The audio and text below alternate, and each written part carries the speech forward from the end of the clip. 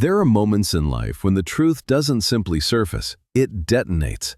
For years, Kera believed the worst pain she could experience was losing Jonas to a world of wealth, expectations, and a marriage arranged without her consent. She thought nothing could outmatch the night she shut the door on the man she loved and cried herself sick, carrying a secret that nearly cost her life. But she was wrong. The real explosion came years later in a mansion built on legacy and lies. This was the day Jonas walked into his mother's estate, holding the hands of the 3 little girls he never knew existed. 3 daughters who had survived only because their mother signed away her dignity in a hospital bed. 3 children whose father had been kept from them by the very woman who claimed to love him most. When Jonas laid the documents on that polished coffee table, evidence of manipulation, surveillance, and a contract designed to erase Kera forever, the air turned sharp. His mother's perfect composure cracked, and then shattered. As Kera spoke with quiet strength, born from surviving the unthinkable, Jonas confronted the woman who had stolen years he could never get back. The confrontation wasn't loud, it wasn't theatrical, it was worse, it was honest. And in that honesty, every life in that room changed course. If you think that moment was decisive, wait until you hear how their story began. Let's rewind, back to the rain, the heartbreak, and the decision that set everything in motion. The rain fell in sheets that blurred the world into watercolor smudges as Jeffrey stood beneath the dim hallway light outside Kera Mason's apartment. Water streamed from his hair and soaked through his suit, turning the fabric heavy against his skin. He barely felt the cold. His pulse was too loud, his breath too unsteady, his heart pounding with the weight of the decision already carved into stone by people who had never cared who he loved. Kera stood in the doorway, wearing the soft caramel sweater he had once wrapped around her shoulders on a night that felt a lifetime ago. It dwarfed her, making her look smaller, yet the stillness in her eyes made him feel half her size. Raindrops clung to her lashes, her breathing was shallow. She looked at him the way someone looks at a house collapsing, knowing there is no saving what is already falling apart. He forced himself to speak, his voice felt rusted. He told her he could not marry her. He told her his parents had chosen another woman. He told her the contracts were signed and the date set. He told her everything was already in motion. Each confession tasted like betrayal. Each one dimmed the light in her eyes a little more. Kera did not interrupt. She listened with a quiet that made him ache. The rain thundered on the hallway tiles behind him, but the actual storm was the one building between them. Her silence was a verdict long before her words arrived. When she finally spoke, her voice was soft enough that he had to lean in to hear it. She said he was telling her now because everything was already arranged, because the invitations were printed, because he had agreed before coming here, because he wanted to ease his conscience, not fight for their love. The truth stung worse than the rain biting at his skin. He tried to explain. He spoke of the late nights when he had argued with his parents behind closed doors. He told her how the future of the family company was tied to an alliance they insisted he fulfill. How thousands of employees depended on the merger. How his parents believed marrying Kera would collapse the empire generations had built. He admitted he had hoped for more time, had convinced himself he could introduce her slowly and change their minds, only to discover that the decision had never been his to make. Yet saying these things did not soften anything. It only revealed how little he had fought, how little he had risked, how thoroughly he had surrendered before ever walking through her door. Kera took a step back into her apartment, and in that slight movement, he felt everything unravel. Her arms wrapped around herself, as if she needed to hold her own ribs together. Her eyes shimmered but did not spill.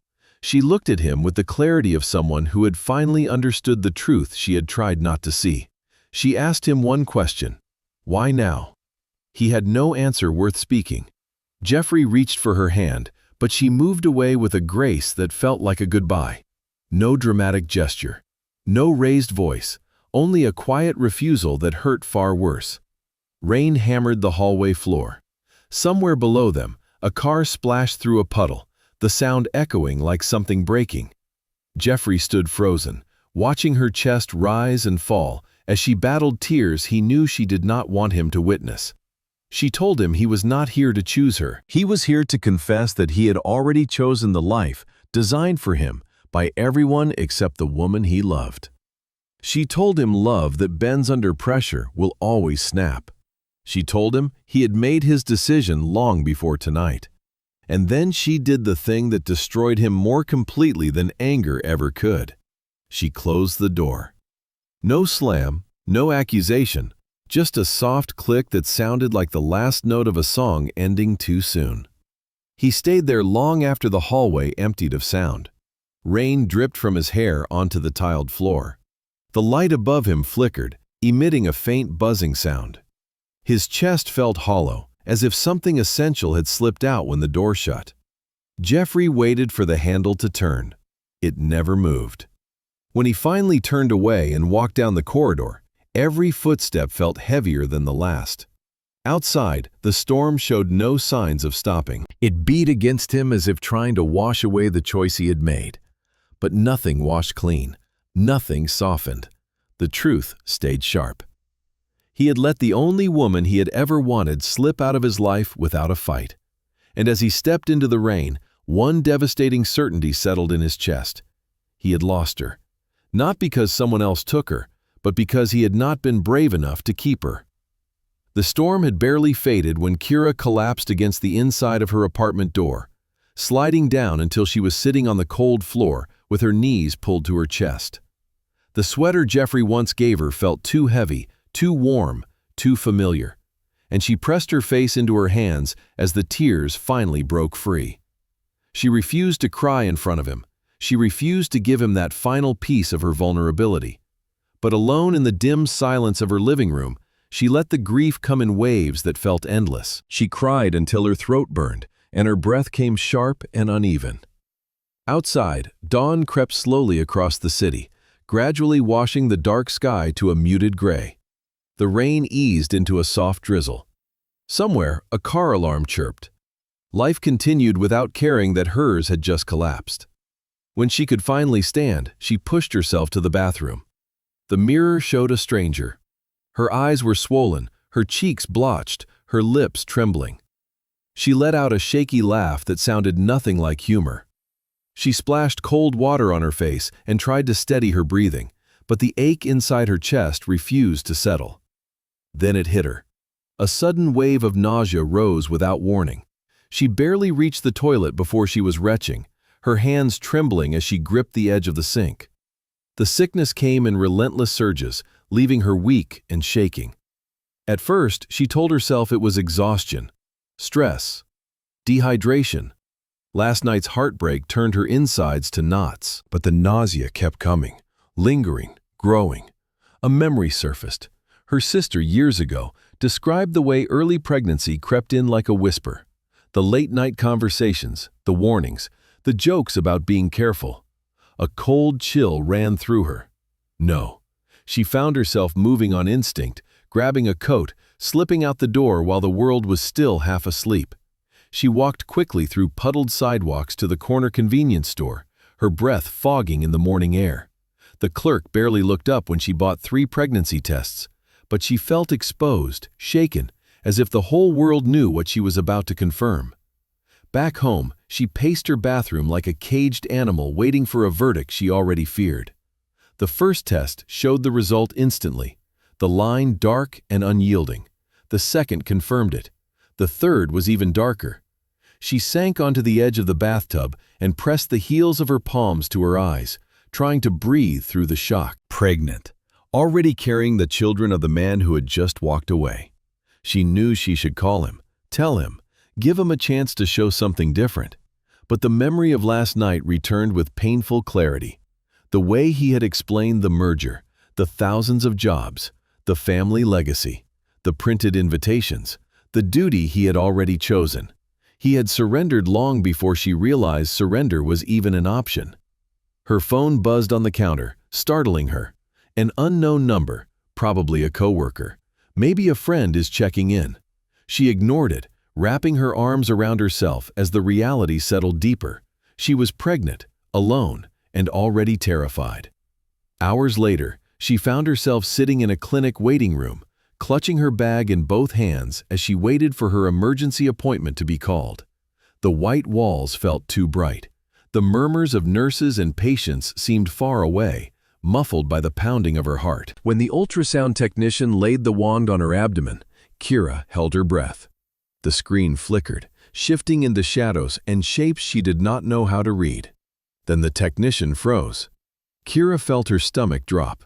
The technician excused herself and returned moments later with another doctor, a specialist. Their faces were too calm, too careful. The doctor pointed at the screen and spoke in a gentle tone. There were 3 heartbeats, 3 tiny clusters of life. Triplets, high risk from the start. Her blood disorder is complicating everything. The treatment is necessary. The costs are unthinkable. The danger is real. Each word made her vision blur. She felt as though she were floating outside herself, watching the conversation without being part of it. The specialist continued talking about transfusions, medications, and weekly monitoring. About risk. About survival. About choices no one should have to make alone. By the time they handed her the printed information, her hands were shaking so badly she could barely hold the papers. She walked outside into the early afternoon light, the sun warm on her face, but doing nothing to ease the cold building in her chest. She stopped on the sidewalk, clutching the railing as her legs threatened to give out. Triplets, Jeffrey's children. Their children. Growing inside her while he celebrated his upcoming wedding to someone else. Her phone buzzed again. She pulled it out with trembling fingers and dialed his number. It rang once, twice. Someone answered, not Jeffrey. A woman's voice floated through the phone, laughing lightly as music and clinking glasses drifted behind her. She said the groom was too busy celebrating to pick up. Kera hung up so fast her thumb stung. She stood frozen as the city moved around her, feeling hollowed out. She made her way home, each step heavier than the last. That night, she sat on her small balcony, knees pulled to her chest, staring at the city lights far below. She thought about the man she loved, the man who chose duty, the man who had not chosen her. She thought about the 3 lives inside her, fragile, precious, dependent on her alone. She thought about calling him again, begging, pleading, hoping. But she saw his face in the rain. He had made his choice. And now she had to make hers. The night after the clinic felt too still, as if the world were holding its breath with her. Kera lay in bed staring at the ceiling, one hand resting over the small, flat plane of her abdomen, where 3 tiny heartbeats pulsed in complete innocence. She had barely slept, drifting in and out of shallow dreams that dissolved into fear each time she woke. The doctor's words kept circling in her mind. High risk, immediate intervention, experimental treatment, life-threatening. The cost is enough to drown anyone who wasn't born into wealth. Every time she blinked, the ultrasound screen reappeared.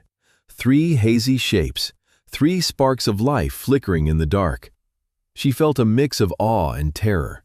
And she felt alone in a way that made her chest ache. By morning, she could no longer pretend she had choices that felt safe. The truth stood before her with cold clarity. She was carrying 3 babies who needed more care than she could ever afford. She had a body that might fail before they could be born. And she had no partner to lean on, no family nearby, no safety net waiting to hold her up if she collapsed. Her phone sat silent on the nightstand, as though it knew she could not bear to see his name. She reached for it anyway and opened her messages. No calls from Jeffrey, no texts, no attempt to check on her. He was likely still wrapped in wedding rehearsals, surrounded by people who believed his life was perfectly arranged. Everyone cheering him into a future she had no place in. Kera shut off the phone, feeling something inside her harden. If he wanted to fight for her, he would have come. If he tried to call back, he would have already done so. If he cared enough, nothing would have stopped him. She repeated those thoughts until they felt like truth, rather than heartbreak. By late afternoon, she sat on her balcony, wrapped in a blanket despite the warm breeze. The sun slid lower across the sky, painting everything gold, but she felt no warmth. She watched people move on the sidewalks below, living their ordinary lives while she tried to solve an impossible equation. She could call him again, tell him about the triplets, watch his world tilt off its axis. Hope he chose her, hope he ran, hope he became the man she once believed he could be. But if he didn't, if he hesitated, if he chose duty again, the rejection would shatter her in ways she might never recover from. And worse, it would stain the lives of the 3 children she already loved more than her own breath. She could stay, fight alone, hope her body held on, hope the system had cracks wide enough for her to slip through. But hope was not a plan, and the numbers the doctor had shown her painted a terrifying picture of how quickly things could go wrong. Or she could disappear, leave the city, leave everyone she knew, build a life from nothing without looking back. She had done hard things before, but this felt like stepping off a cliff with no safety rope. Her hand drifted to her stomach again, and she closed her eyes. The decision was waiting, heavy and relentless. The knock on her apartment door startled her into sitting up. She froze for a long moment before finally pushing herself to her feet. When she opened the door, a tall woman in a tailored charcoal suit stood in the hallway. She looked out of place among the peeling paint and worn carpet, polished in a way that suggested old money and colder intentions.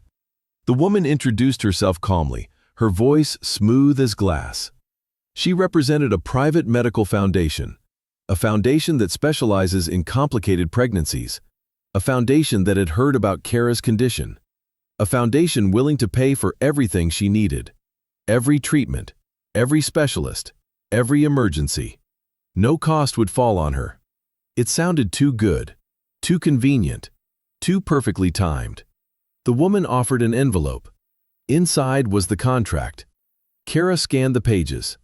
The medical care listed made her stomach twist with desperate gratitude. But the final clause made her breath stop. To accept the funding, she had to sever all contact with Jeffrey Hale. She could never tell him about the pregnancy, never reveal paternity, never appear in his life again. Failure to comply would trigger severe legal action, including the possibility of losing her children. Kera felt dizzy as she read. The woman did not threaten. She did not raise her voice. She waited, poised and patient, as though she already knew how this would end. Kera's heart pounded painfully.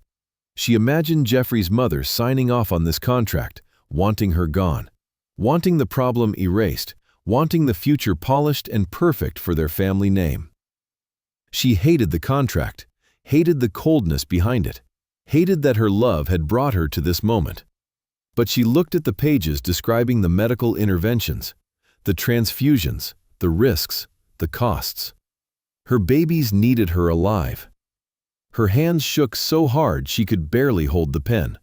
Her signature crawled across the paper, sealing her fate. When the door finally closed behind the woman, Kera collapsed to her knees. Her tears hit the floor like shattered glass. The choice she had made was brutal, but it was the only one that promised her children a chance at life.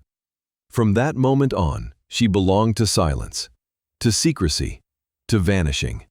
And before dawn the next day, she packed a single suitcase, laid a trembling hand on her still flat stomach, and walked out of the life she once believed she could have. Kera woke to the rhythmic beeping of machines and the sterile scent of antiseptic long before she understood where she was. The world around her felt softened at the edges, as if someone had draped a thin veil between her and reality. Voices drifted through the haze, low and urgent, carrying a tension that pulled her fully awake. Her body ached in ways she had no language for. Her limbs felt heavy and uncooperative, pinned by exhaustion. When she tried to sit up, a nurse gently pressed her hand to her shoulder, guiding her back down with quiet firmness. "You are safe now. Rest." Safe. The word felt foreign. The memories returned slowly, sliding into place with the weight of inevitability.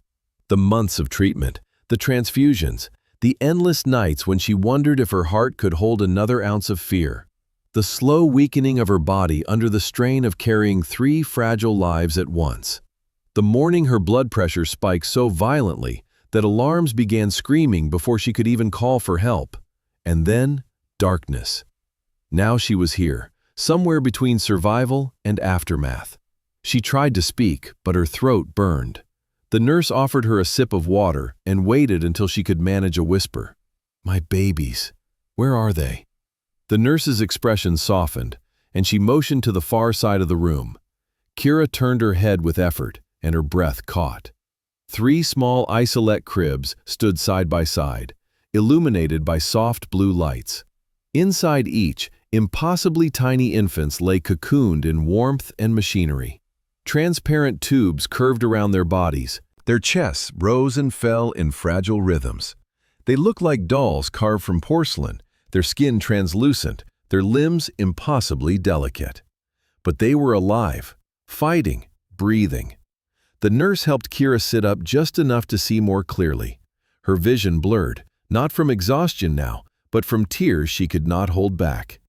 The doctor entered a moment later, a woman with kind eyes and a tired smile.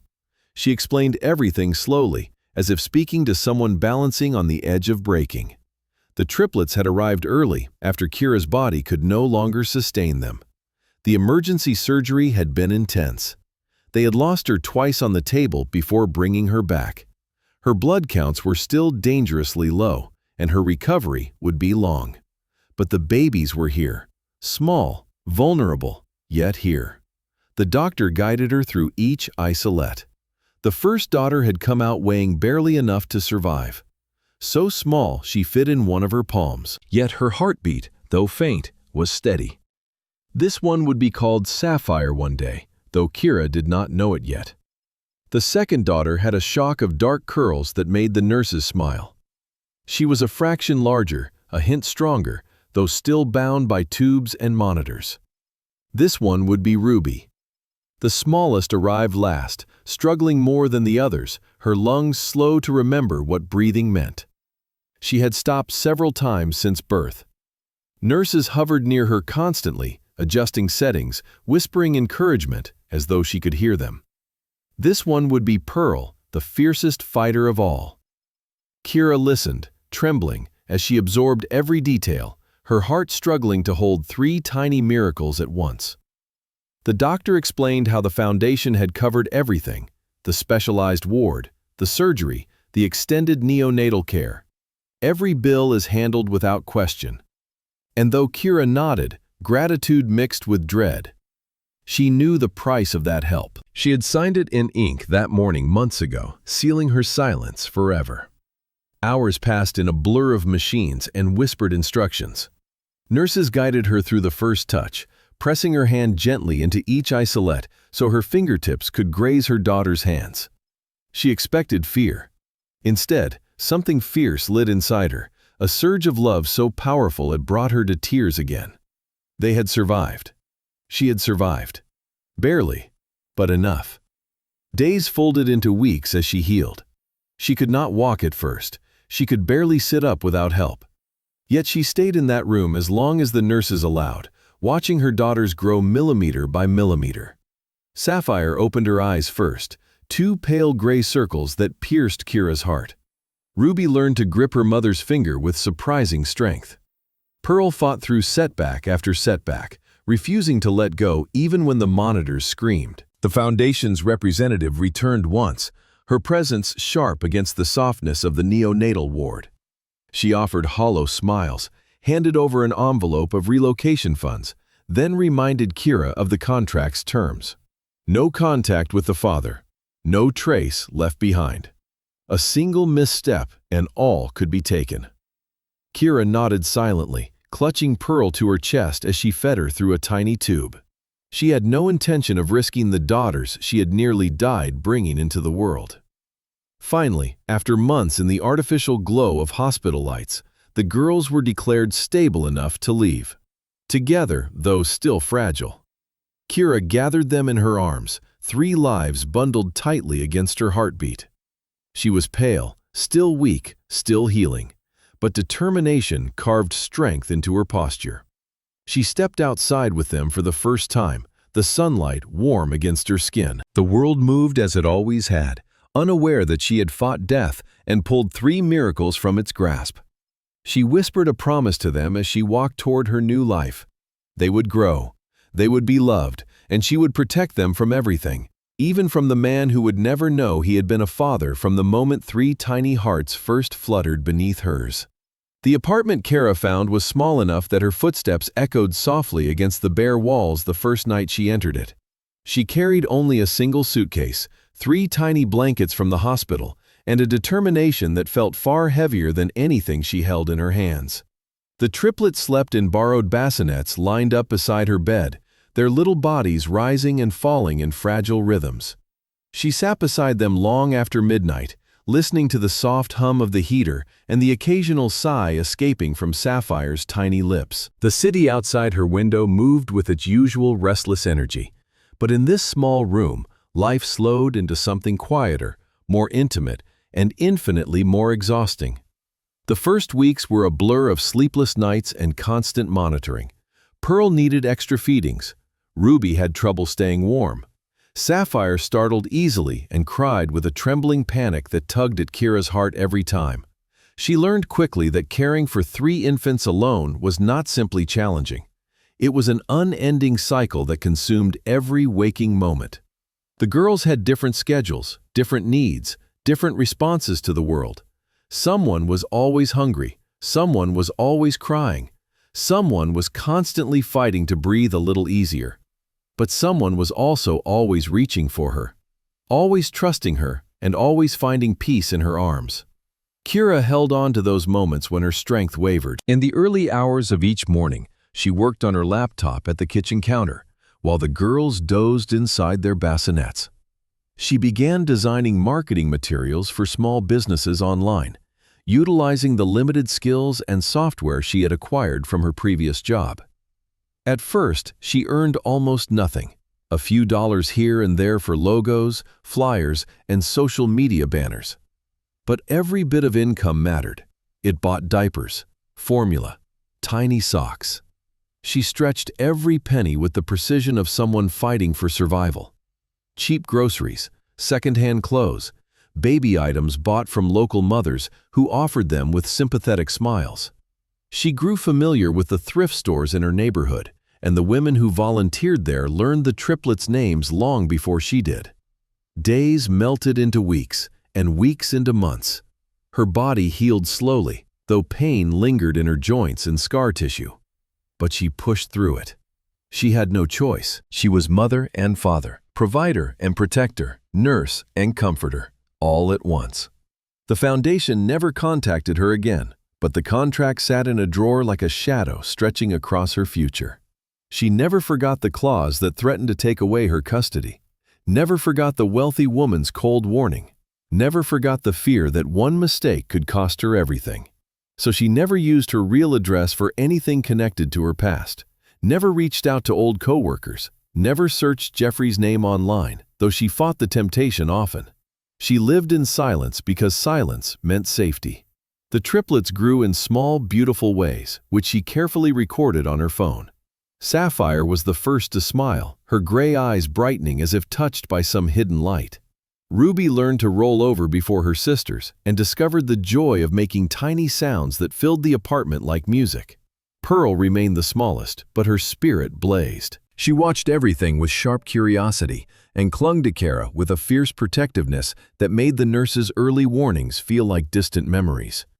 By the time the girls could crawl, the apartment had transformed from a quiet sanctuary into a lively maze of toys, blankets, and child-proof gates. Kera barely slept. She often ate standing up, but she felt a fullness in her chest that made the exhaustion worthwhile. Her business blossomed slowly. Clients returned. New ones came through referrals. She worked through nap times and late nights, her laptop glowing on the table as the girls slept beside her. She built a brand, a reputation. She learned her own worth, piece by piece, through every design she created in stolen moments. The world continued moving around her without noticing the small, decisive victories happening inside her walls. And yet, sometimes, in the quiet minutes just before dawn, she found herself staring at the city lights with a hollow ache beneath her ribs. She wondered if Jeffrey ever thought of her. Suppose he had married the woman his parents chose. if he ever sensed something was missing from his perfect life. Then a soft cry would echo from one of the cribs, pulling her back. She would gather her daughters in her arms, pressing kisses to their foreheads, whispering promises she intended to keep with every ounce of strength she had. They were her world now, her purpose, her reason to keep moving. And though she sometimes felt the ghost of her old life brushing against the edges of her new one, she never allowed herself to turn around. Forward was the only direction she had left. Kera believed she had finally built a life no one could tear apart. A quiet life, a hidden life, safe, stable, untouchable. Until the day she stepped into an upscale children's boutique and made eye contact with a man she thought she would never see again. The bell above the boutique door chimed softly as Kera stepped inside, guiding her 3 daughters by their tiny hands. The shop was warm and bright, filled with pastel dresses and polished wooden shelves that smelled faintly of lavender. It was the kind of place she rarely visited, but today was special. The triplets' birthday was approaching, and she wanted each of them to have a dress that reflected the little personalities blooming inside them. Sapphire tugged toward a display of star-patterned skirts. Ruby drifted toward anything pink, her small fingers brushing ribbons and lace. Pearl stood close to her mother, blinking up at the tall mannequins with cautious curiosity. Kera smiled, letting herself relax in the warm hum of the boutique's atmosphere. For once, she felt almost ordinary. A mother shopping with her daughters. A family blending into the everyday rhythm of life. Then she felt it. A shift in the air behind her. A beat of silence where there should have been soft music and chatter. She turned slowly, her breath catching before she fully understood why. He stood several aisles away, holding a small pair of baby shoes as though he had forgotten what they were. His face drained of color. His posture froze mid-step. His eyes locked onto her like he was seeing someone resurrected from the dead. Jonas. She had not spoken his name aloud in years. She had trained herself not even to think it. But there he was, as real and unavoidable as the memory she had spent so long burying. Her pulse thundered in her ears. Her throat tightened. She swallowed, wishing she could shrink into the floor or vanish into thin air the way she once had. His eyes moved to the children beside her. First to Sapphire, then Ruby, then Pearl. Recognition slammed into him visibly. His grip loosened and the shoes dropped from his trembling hand. They hit the floor with a soft thud that sounded louder than it should have, as though it echoed through every silent year between them.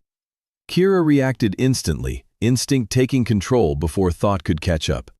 She stepped in front of the girls, guiding them behind her with gentle but urgent hands.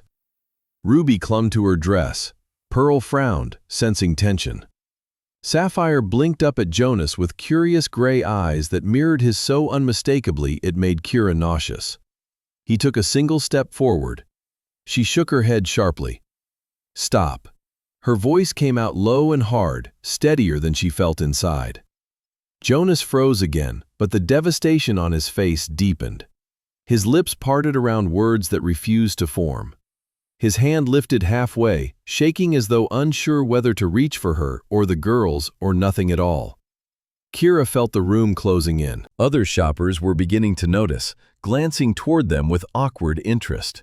She hated being watched, hated that her daughters were witnessing this unraveling, hated that Jonas had the power to fracture the fragile peace she had spent years constructing. He finally found enough breath to speak. Are they mine? His voice cracked on the last word, raw with disbelief and desperation. Kera's heart twisted painfully. For a split second, she saw the man he had been before everything fell apart. The one who had once held her in the rain. The one who had made promises he couldn't keep. But that man had disappeared long before she learned she was carrying his 3 daughters. These children belonged to her world, not his. She straightened her back, her hand resting protectively on Pearl's shoulder. We need to leave. Her voice was soft but immovable. Jonas took another step, emotion tightening his jaw. He looked like a storm gathering strength, ready to break apart anything in its path. But Kera couldn't allow him to get close. Not here, not now, not ever, if she could help it. When she turned to guide the girls toward the door, Jonas whispered a broken sound that didn't quite become her name. Sapphire tugged her hand nervously. Ruby asked what was wrong. Pearl stared at Jonas with a fierce, suspicious glare that reminded Kera achingly of herself. Outside, the sunlight felt too bright, too sharp. She hurried the girls to the car, buckling them in with shaking hands. Her breath came shallow and uneven as the magnitude of what had just happened finally hit her. He knew. He had seen them. There was no hiding now. Kera pressed her forehead to the steering wheel, trying to steady her racing thoughts. The contract, the threat, the years of silence she had endured to protect her daughters. All of it had crumbled in a single accidental encounter. Inside the boutique, Jonas remained standing in the same aisle, staring at the space where she had been moments earlier. The shock faded slowly, replaced by something far more determined, far more dangerous. Hope. Desperation. Resolve. He moved toward the door as if compelled by something he no longer had control over. Because in one glance, he had seen the truth written in 3 pairs of gray eyes. His daughters. And he would not let them disappear again. Kera managed to get the girls settled on the living room floor with their favorite snacks and a cartoon playing softly, but her hands were still trembling as she locked the front door. Her pulse hammered in her ears. Her skin felt too tight. Every cell in her body screamed danger, even though the apartment was quiet, even though her daughters were giggling at animated animals dancing across the screen.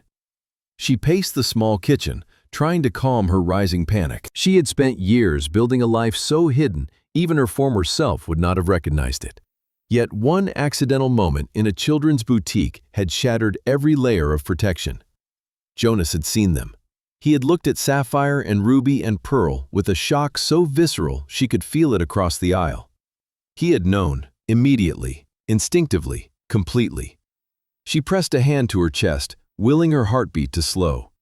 Her phone buzzed violently on the counter, a number she did not recognize. Then another, and another, one from a different area code, one from an unknown caller, one from a blocked ID. He was trying every possible way to reach her. She silenced the device, but the ringing started again seconds later. She turned it off entirely, but the sound of the last vibration echoed in her bones. The girls squealed with laughter in the next room, unaware their world had just tilted. Kera forced a smile when Sapphire called for her, then retreated to the hallway to wipe her eyes before returning to sit with them. She curled Pearl into her lap, ran a soft hand over Ruby's hair, pressed a kiss to Sapphire's forehead, clinging to the reassurance of their warm, familiar weight. These 3 little lives were why she had disappeared, why she had endured months of sickness, fear, and isolation. Why she had accepted a contract she still regretted signing even though it saved them. And now the past had found her anyway. As the evening settled, Kera moved through their bedtime routine automatically. Bathwater, pajamas, braiding Sapphire's curls, untangling Ruby's hair, rocking Pearl as she fought sleep like she always did. The motions grounded her, but anxiety sat like a stone in her stomach. When the girls finally drifted off in their 3 small beds, she stood in the doorway watching their peaceful faces. Moonlight glowed across their cheeks, highlighting soft features that mirrored her own and unmistakably echoed the man who had seen them hours earlier. She closed their door gently and leaned against the hallway wall, strength draining from her body like water spilling through open fingers.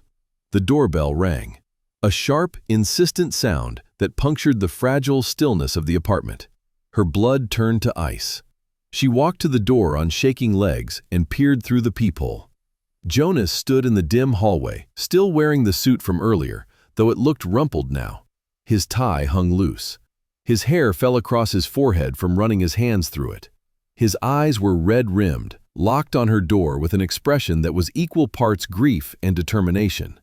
He lifted a hand and pressed his palm flat against the wood, right where she stood on the other side. He whispered something she couldn't hear, his forehead lowering until it rested against the door like he needed the support to stay upright.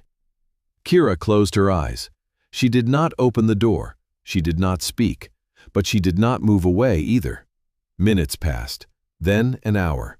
She checked the girls twice, waited for him to give up, and prayed for him to leave. But when she returned to the living room, he was still there. Sitting against her door now, shoulders slumped, legs stretched out, as though he planned to stay until morning if that was what it took. The sight fractured something in her chest that she wished had stayed solid. She made tea to calm her nerves. She washed dishes that were already clean.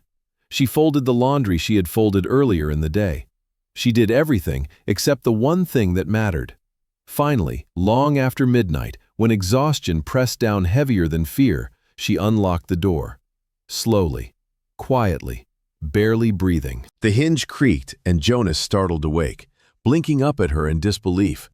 He looked younger in that vulnerable moment, stripped of wealth, power, and pride. Just a man who had lost something he never knew he had and had finally found it again. Kera stepped aside, but she did not invite him with words. She waited. He rose slowly, as though afraid any sudden movement would make her disappear. He entered her small apartment cautiously, his eyes moving across the room as he absorbed the space where his daughters lived, where their drawings hung on the fridge, and where tiny shoes lined the carpet. He stood in the kitchen doorway, hands shaking, voice barely above a whisper. "Are they really mine?"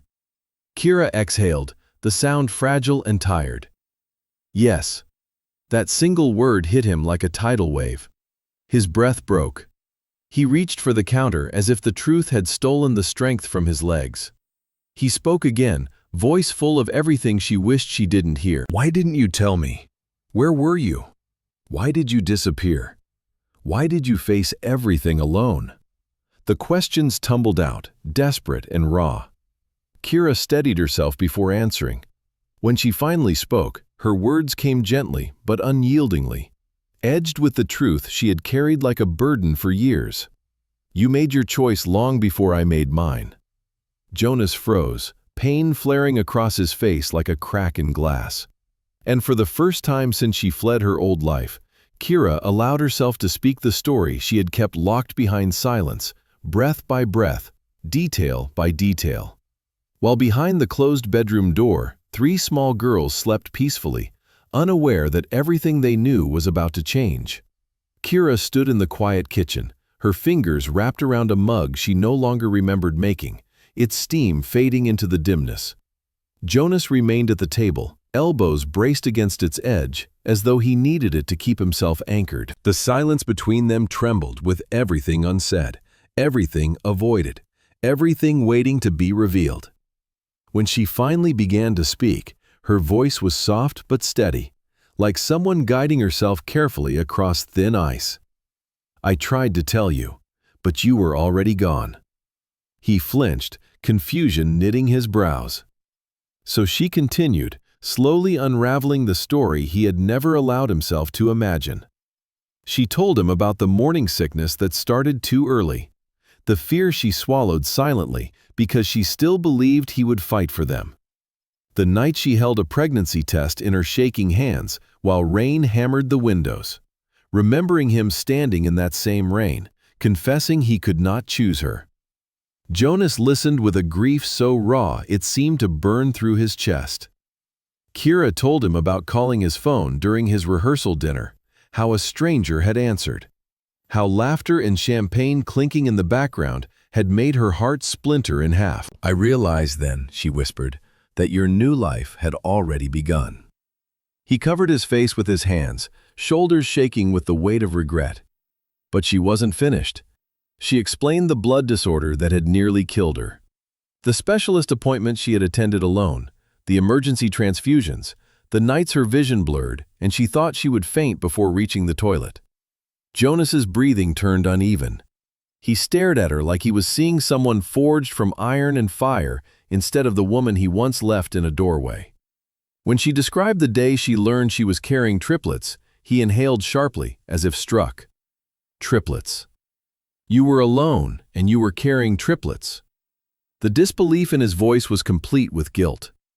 Kera nodded, the memory pulling at her like an undertow. She told him how the foundation representative had appeared at her hospital bed with polite smiles and cold threats. How she had been offered life-saving care for the babies in exchange for disappearing forever, signing away any right to reach him. Jonas's voice broke. "My mother." Kera didn't answer because she didn't need to. His expression said everything. She continued with the most challenging part, the hospital, the hours of surgery. Her heart stopped twice on the operating table. The first time she saw the triplets in their tiny isolates, covered in tubes, fighting for breath. These things carved themselves into the quiet space between them, filling the room with aching truth. Jonas stared down at his hands, knuckles white. "I would have come for you. I would have chosen you. I would have burned everything down." Kera shook her head slowly, gently. "You didn't choose me then. I couldn't risk you choosing me too late." The words were not cruel. They were simply honest. He wanted to argue, but how could he? The past was a sealed door he could not rewrite, no matter how desperately he wished he could. Kera told him about moving away and raising 3 infants in a small apartment, where silence and exhaustion were constant companions. About building her business in stolen hours between feedings. About celebrating milestones alone. About crying silently in the doorway on birthdays because she was grateful her daughters were alive, but mourning the father they would never know. By the time she finished, her voice trembled with exhaustion. She pressed a hand to the counter and exhaled slowly, as though releasing years of the story she had kept locked inside her ribs. Jonas rose from his chair slowly, carefully, as if any sudden movement would cause the fragile moment to shatter. He approached her, stopping with enough distance to respect the boundary she had every right to hold. "I failed you," he said softly. "Not just once. I failed you every day I didn't look for you harder. Every day I believed the lie that you had walked away. Every day I let someone else tell me what my life should be." His voice cracked. "And I failed them too. My daughters. I missed their first breaths, their first cries, their first smiles. Years I will never get back." Kera looked at him, her expression unreadable, a delicate balance of pain and resilience. He lifted his gaze to hers with a depth of sincerity she had never seen from him before. "Please, Kera, let me be a part of their lives now. Let me be what I should have been from the beginning. Not for me, for them." Kira's breath caught. For the first time that night, her eyes softened, just slightly. But her fear stood just as tall as her hope. She had survived too much to let promises sway her easily. "The girls deserve the truth," she whispered. "They deserve a father who stays." Jonas nodded, tears sliding down his face silently. "Then I'll stay, as long as it takes, as long as you'll let me." The room fell quiet again, but the silence no longer felt suffocating. It felt like a path forming between 2 worlds that had once been torn apart. From the bedroom, Pearl stirred softly, letting out a sleepy sigh. Then Ruby turned over. Sapphire murmured something in her dream. Jonas looked toward the hallway as though hearing angels. Kera closed her eyes for a long moment. When she opened them, something in her expression had shifted. Not forgiveness, not yet, but a door she had held closed for years was no longer locked. Morning light crept through the blinds in thin gold lines, brushing against the edges of Kira's small living room. Jonas had not slept. He sat on the couch where she had told him to stay, his elbows on his knees, his hands clasped so tightly that his knuckles were pale. Every few minutes, he lifted his head toward the hallway, listening for the sound of his daughters waking. The reality that they existed, that they were only a few steps away, felt both miraculous and unbearable. Kera emerged from her bedroom with quiet footsteps, her exhaustion visible in the soft shadows under her eyes. She hesitated when she saw him still there, as if she had expected him to disappear in the night. He stood when she entered, instinctively straightening as though bracing for judgment. They didn't speak at first. The silence was thick with everything they had learned about each other the night before. Everything broken, everything fragile. Kera moved to the kitchen table and sat. She folded her hands neatly, bracing herself for whatever needed to come next. Her expression was calm, but her posture carried a careful readiness, like someone who would not allow herself to be undone twice. Jonas took the seat across from her, but he didn't dare speak until she nodded. "We need to talk about what comes next," she said quietly. He exhaled, equal parts relief and dread. He nodded, waiting. "Before you decide anything," she continued, "you need to understand where I stand. My daughters come first, always. Their safety, their happiness, their stability. Everything else falls after that." "I know," he whispered. "Do you?" His breath hitched. No excuses rose to his lips, no protest, no defense, only the truth. "I do now." She held his gaze for a long moment, searching for sincerity, weakness, or lies. But Jonas had run out of lies the day he watched 3 small girls stare back at him with his own gray eyes. Her voice softened, though not with forgiveness, just clarity. "I am not asking you to stay or leave. I am telling you that if you want to be in their lives, it cannot be a temporary arrangement. It cannot be performative. It cannot be something you abandon when it gets hard." He swallowed hard. "I would never leave them." "You left me," she reminded, not with cruelty, but with simple, devastating accuracy. His eyes closed for a brief moment, guilt washing over him again. When he opened them, his resolve was sharper. "Then I will spend the rest of my life proving I will not fail them the way I failed you." Kera breathed in slowly, then stood. Before she could say more, small footsteps pattered down the hallway. The triplets emerged in a tangle of curls and pajamas, rubbing sleep from their eyes. Sapphire saw Jonas first. She froze, her little brows furrowing as she studied him. Ruby clung to Kera's leg. Pearl, bold as always, stepped closer with suspicion etched across her tiny face. Jonas went still, unsure whether to kneel, speak, or breathe. Kera crouched to meet her daughter's eyes. "Girls, this is Jonas." Ruby whispered, "Who is he?" Kera hesitated, only a heartbeat. "He's someone who cares about you, someone you're going to get to know." Pearl crossed her arms with 4-year-old seriousness. "He looks sad." Jonas nearly broke. Sapphire tilted her head. Her gaze was curious but cautious, the same piercing gray that had undone him in the boutique. "Are you staying?" Jonas felt something inside him shift, firm and unshakable, "If you want me to." Pearl stepped closer, reached out, and poked his knee experimentally. "You're real." He laughed softly, the first sound of lightness in days. "I am." Kera watched the interaction with guarded eyes. Her daughters, so innocent, had no idea how fragile this moment was, how it could have shattered her, how it still might.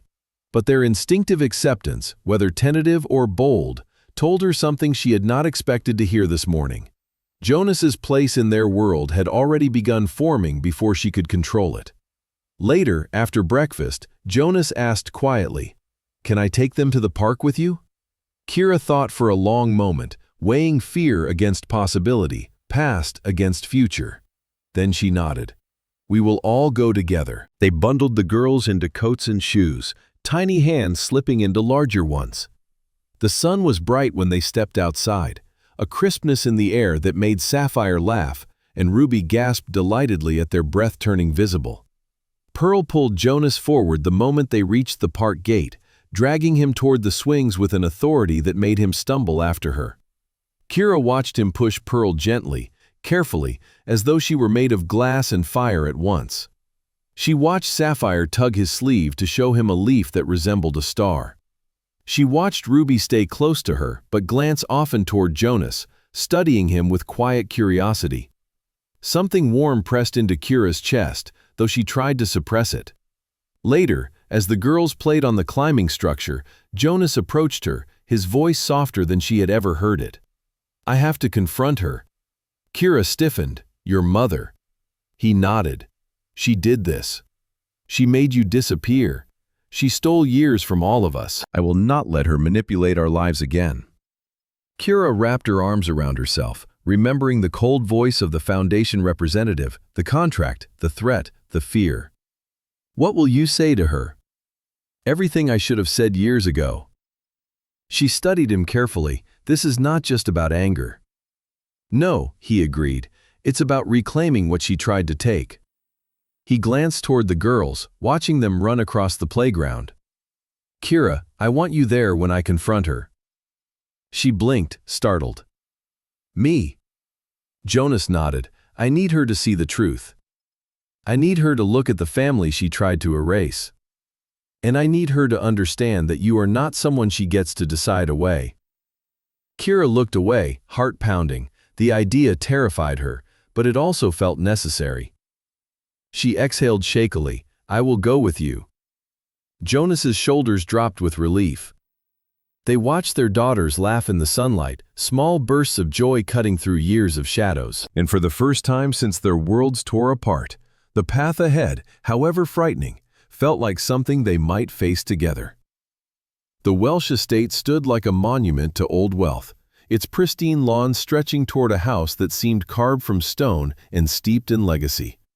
Kera had not seen it in years, yet the sight of it still sent a tremor through her. The last time she had been anywhere near Jonas's family, she had been invisible. A problem to remove. A distraction to eliminate. A woman unworthy of the future they crafted for their son. Now she arrived not as a secret, not as a shadow, but as the mother of 3 daughters who carried the Welsh gray in their eyes. Jonas parked the car at the foot of the long driveway and turned off the engine. For a moment, they sat in silence. The girls, buckled in the back, stared at the enormous house with awe. Is that a castle? Sapphire whispered. Kind of, Jonas murmured, forcing a faint smile. Pearl squinted. Why is it so big? Does someone tall live there? Ruby held her stuffed rabbit close. I don't like it. It looks too quiet. Kera reached back and squeezed her daughter's hand. It's just a house, baby. But her own pulse belied her words. She felt the weight of the contract sitting like a ghost at the base of her throat. She remembered the cold voice telling her what would happen if she ever contacted Jonas. If she ever disrupted the life his mother had planned. She remembered signing her name on the final page, knowing she had no choice. Jonas looked at her, reading every fear in her eyes. I won't let her touch you again.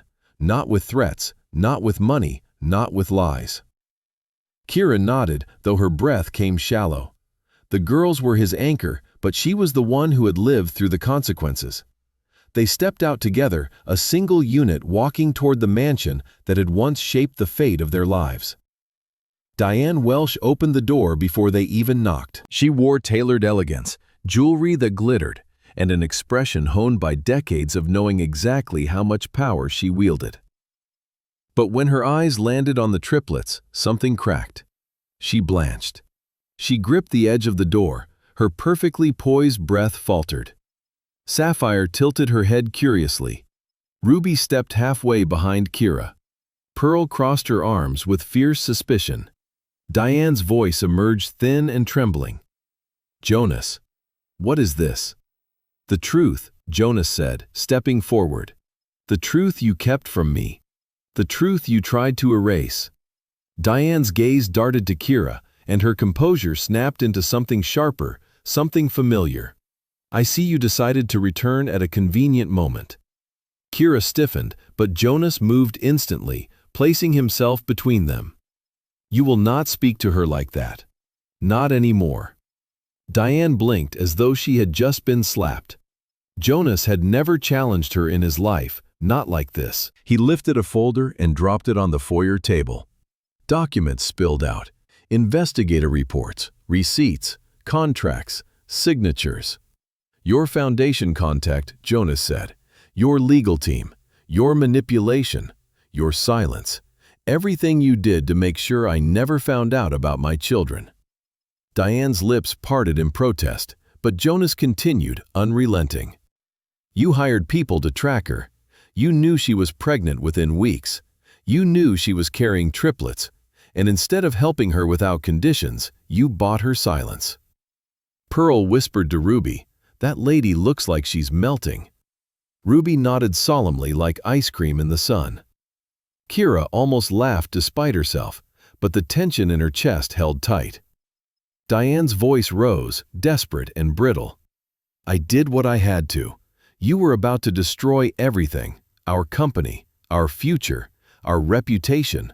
You were too blinded by emotion to see that she would ruin you." Jonas's expression darkened, the last remnants of the obedient son dying in his eyes. "You were wrong. She didn't ruin me. You did. You destroyed years of my life and theirs because you thought you had the right to choose my family for me." He motioned to the girls. "Look at them. Look at what you took from me, from them, from her." Diane's gaze softened, conflicted. The triplets stared back at her with wide eyes, 3 variations of the same expression. A legacy she had tried to sever now stood before her in undeniable form. "They look like you," Sapphire said bluntly to Jonas. "They look like her too," he whispered. Diane swallowed hard, tears gathering at the edges of her lashes. This was never my intention. I did not expect you to forgive me, but I cannot let my family be torn apart over this." Kera finally spoke, her voice quiet but unwavering. "You already did. You didn't realize it." Diane turned to her, a hint of defeat in her posture. "What can I do?" Kera exchanged a glance with Jonas, who nodded once. "Respect boundaries," Kera said. "Truly, respect mine, respect theirs. No more interference, no more control. You may be their grandmother, but trust takes time, and rebuilding takes longer." Diane closed her eyes briefly, then nodded with a humility that once would have been impossible for her. The girls watched this exchange with varying levels of fascination. Pearl tugged Jonas's sleeve. "Will she be nice now?" Jonas bent down. "She will try." Kera felt the air shift. Not healed, not forgiven, but changed. Later, walking back to the car, Sapphire held Kera's hand while Ruby carried her rabbit proudly. Pearl marched in front as though leading a small army. Jonas walked beside Kera, a quiet strength in each step. "You were incredible back there," he whispered. "I was terrified," she admitted. "Courage is something people only recognize in hindsight," Jonas said softly. "What you did today was brave." They reached the car in silence, but not the old kind. Not the heavy, haunted silence of secrets and separation. This time, the silence held possibility. For the first time, Kera realized that confronting the past had not broken her. It had freed her. And standing beside her, Jonas realized something too. The empire his mother once ruled no longer controlled his life. The new empire he wanted to build was now beside him. 1 woman, 3 daughters, and a future he would fight for with every breath. The days that followed felt strangely gentle, as if life itself had paused long enough for Kera and Jonas to breathe for the first time in years. Nothing was perfect, nothing was simple, but the heaviness that once clung to every moment began to loosen, thread by thread, replaced by something quiet and unfamiliar. Hope. Jonas kept his promise. He showed up every morning, sometimes before the sun fully rose, carrying a bag of groceries or small toys he insisted were unnecessary but undeniably thoughtful. He learned the rhythm of the triplets' days, memorized their favorite foods, their tantrum triggers, their secret signals. Sapphire loved stargazing, even during the day. Ruby wanted matching braids every morning. Pearl refused help with anything, even tasks that clearly required help, like putting both legs into the same pant leg. Kera watched him with cautious eyes, always waiting for the moment he would falter, slip, or disappear. But he didn't, not once. He listened, he learned, he stayed. The girls warmed to him in their own ways. Sapphire was the first. She accepted him with quiet curiosity, asking endless questions about his job, his childhood, and his favorite color. Ruby took longer. She was gentle in spirit, hesitant, and deeply attached to Kera. But after Jonas spent 2 hours searching the park for her lost rabbit, Ruby climbed into his lap and fell asleep against his chest. Pearl, however, was the storm child. Fearless, suspicious, fiercely protective of her sisters. She tested Jonas constantly, challenging him and matching his stare for stare. But when she heard him stand up for Kera at the estate, something changed. Pearl did not trust easily, but she respected strength. One afternoon, as Jonas helped her fasten her tiny coat, Pearl announced with the gravity of a queen knighting a knight. "I guess you can stay." Jonas laughed with startled joy. "I would be honored." But rebuilding was not just about the girls, it was about Kera. She had spent years holding her world together with shaking hands. Allowing someone else in meant loosening her grip, trusting someone with the most precious things she had ever fought for. It terrified her, it thrilled her, it made her feel both vulnerable and powerful simultaneously. One evening, after the girls had fallen asleep in a pile of blankets on the couch, Kera found Jonas quietly washing dishes in her kitchen. It was the simplest thing, yet something inside her chest tightened, not with pain, but with recognition. She leaned against the doorframe. "You don't have to do that." He dried the last plate and set it aside. "I know, but I want to." Kera crossed the room, her steps slow and deliberate. Jonas oversaw her, not moving, not reaching, waiting for her to lead. When she finally stood in front of him, she breathed him in, the faint scent of cedar and something familiar she couldn't name. "Why are you doing all this?" she asked quietly. Jonas held her gaze with a calm sincerity she had never seen in him before. "Because it is my responsibility. Because it is my joy. Because loving them means being here for you too. And because I am finally becoming the man I should have been years ago." Kera's breath trembled. The words were everything she needed, and nothing she felt ready to accept. She stepped back, not in rejection, but in self-protection. He understood immediately. He didn't push. He didn't demand. He nodded once, promising her with silence that he would move at her pace. And he kept that promise. When the triplets' first day of preschool arrived, Jonas stood beside Kera at the classroom door, watching Sapphire skip inside with excitement, Ruby clutch her rabbit tightly, and Pearl march forward like she owned the place. As soon as the girls vanished inside, Kera's composure cracked. Her hands shook. Her breath hitched. Jonas touched her elbow lightly. "They will be okay." She let out a shaky laugh. "I know. It's me who's not." For a moment, her vulnerability hung between them like suspended glass. Jonas could have stepped closer, could have held her, kissed her, reached for the future blooming between them. But instead, he whispered, "You don't have to be strong every second. I'm here. You can lean on me if you ever want to." And that was the moment Kera felt something shift. Not all at once, not painfully, but slowly, like dawn stretching across a dark horizon. Weeks turned to months. The girls flourished with both of them present. Jonas balanced his business with fatherhood, choosing bedtime stories over corporate dinners. He sold his luxury downtown condo and moved into a smaller place near Kera's apartment, a gesture she did not comment on, but quietly noted with gratitude. Their routines wove together in soft, steady patterns. Morning coffees, shared school drop-offs, late nights discussing the girls' futures, quiet laughter in the kitchen long after the triplets fell asleep. One night, after putting the girls to bed, they sat together on the fire escape under a vast, moonlit sky. The air was cool.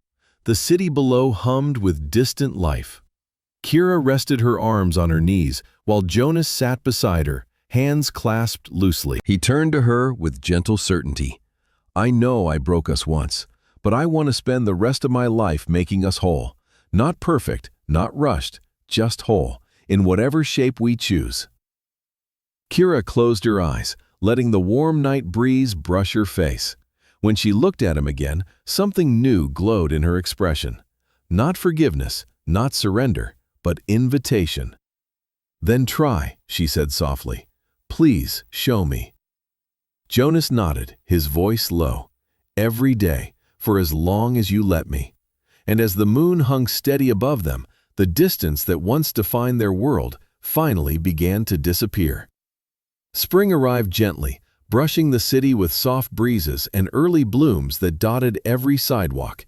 It felt like the world had taken a deep breath after a long winter, and for the first time in years, Kera felt her own breath follow that rhythm. Life had settled into a balance she once believed impossible. Not perfect, not without challenges, but steady enough that her heart no longer clenched with every unexpected knock on the door or every unknown phone call. On a warm Saturday morning, Jonas arrived early as usual, carrying a small bouquet of wildflowers Sapphire insisted he pick because, in her words, they smelled like sunshine. Pearl claimed she hated flowers, but tucked one behind her ear the moment no one watched. Ruby handed him her rabbit for safekeeping, the highest honor in her little universe. Kera watched them tumble into the apartment, their whirlwind of laughter filling the air. The sight eased something inside her every single time, even if she tried to hide it.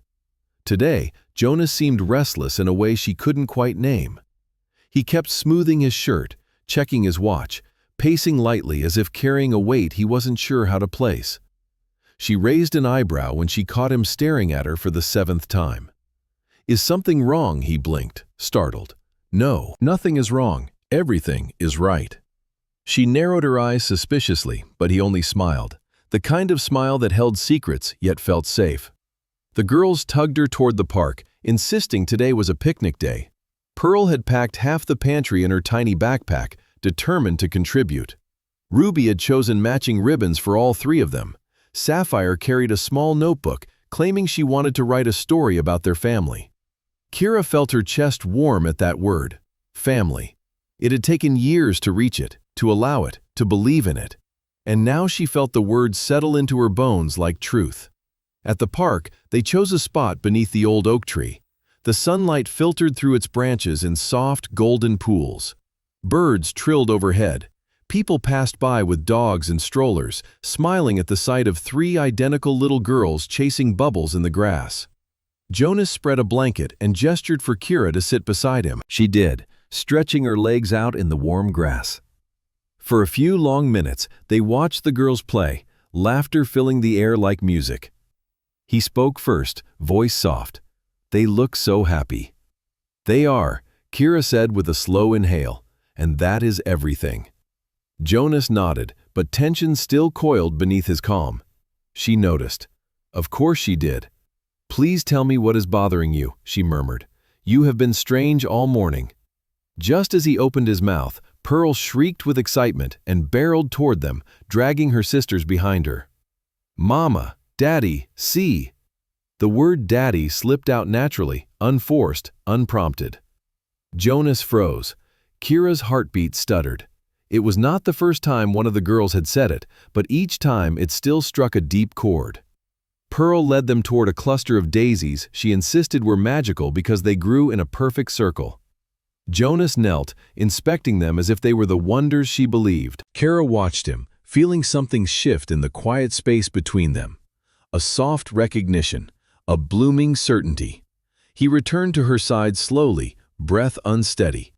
"Kera," he said, voice trembling, "I have something I want to ask you." Her throat tightened. Jonas sank to one knee before she could respond. Her breath caught in her chest as the world around them blurred into a gentle hush.